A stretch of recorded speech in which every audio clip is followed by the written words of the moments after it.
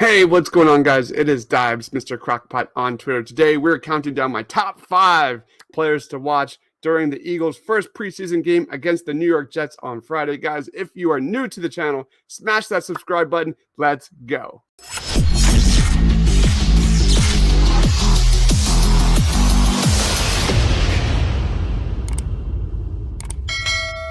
All right, coming in number 5 in my rankings, guys, is Covey.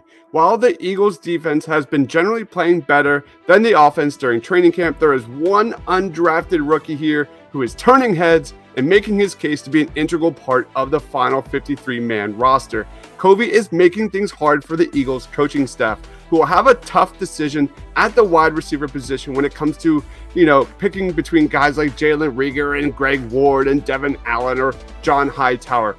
Covey has gotten first team reps and has also been making very good impressions with the twos during training camp.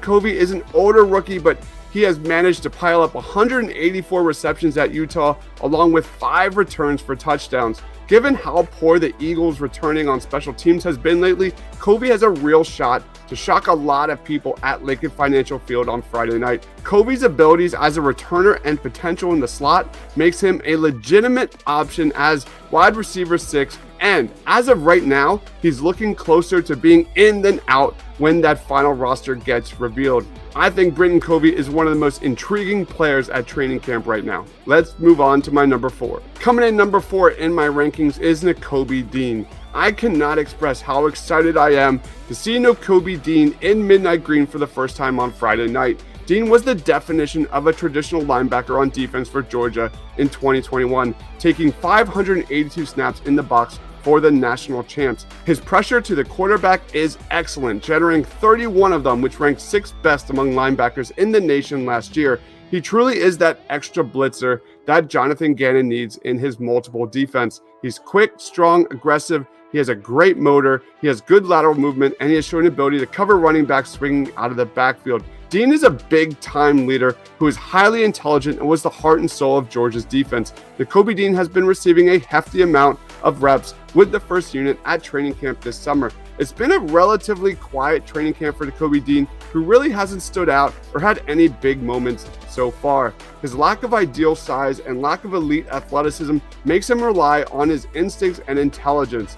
In the very near future, Nakobe Dean will be one of the smartest players on the football field. But at this moment, Dean is taking it slow and trying to learn 2 positions simultaneously in a new defensive scheme. I can't wait to see Nakobe Dean on Friday night. Let's move on to my number 3. Coming in number 3 in my rankings is James Bradberry. With some of the man-zone combinations the Eagles used last year, I absolutely love the potential of Bradberry and Slay on the outside. This duo has all the potential to force QBs to hold the ball longer, which in turn will lead to the defensive line getting more pressure and finally getting home in 2022. For me, it seems like every year NFL wide receivers get bigger and get faster. The Eagles secondary allowed the 13th highest opposing completion percentage in NFL history last year. Enter James freaking Bradberry, who has had 39 forced interceptions and incompletions since 2020. That is the highest mark in the NFL. For reference purposes, Trevon Diggs was second with 38.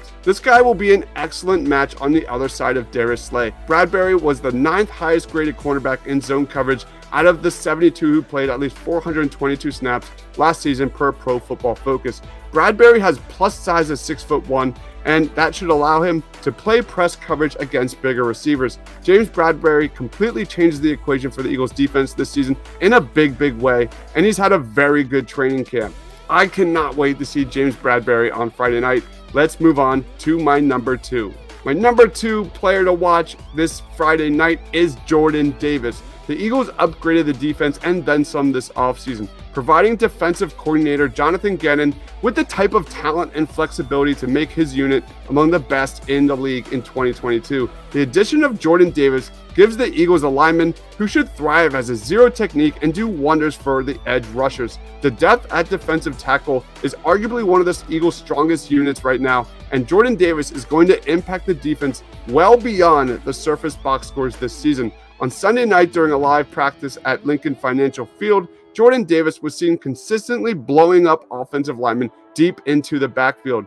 Great pass rushers usually bring pressure from around the edge, but even the great quarterbacks often know how to move around to avoid it or step up in the pocket and stay clean. However, intense pressure up the middle can create major problems, most notably getting into the grill of opposing quarterbacks and instantly changing the scheme of an offense. Jordan Davis's upside is through the roof. We'll find out soon enough just how much he'll mean to Gannon's 2022 defense. I can't wait to see Jordan Davis against the Jets. Let's move on to my number one. You grew up right around here. Hometown team you're playing for. It's amazing, man. I've been excited ever since, I decided that I wanted to come here. And to be honest, it really still hasn't settled in yet. My number one guy to watch out for is Hassan Reddick.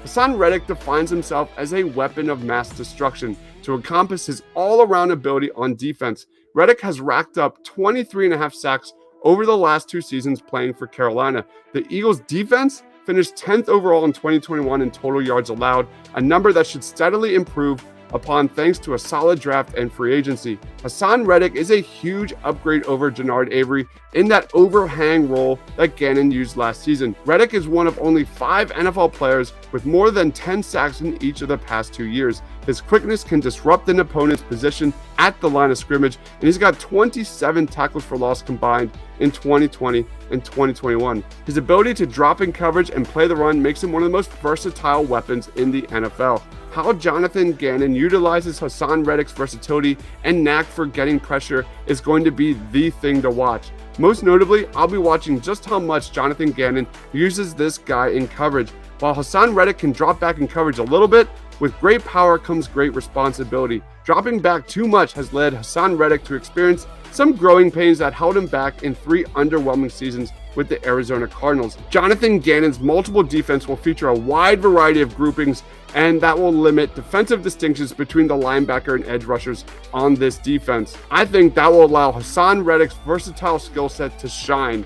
If Reddick gets some early snaps on Friday night, you can surely bet that all eyes will be on this guy and just how much or how Jonathan Gannon utilizes him on this defense. So those are my top 5 players to watch on Friday night against the Jets. Did I miss anybody? Let me know down in that comment section below. Thank you everyone for watching. You can follow me on Twitter at Mr. Crockpot. Stay awesome, everyone.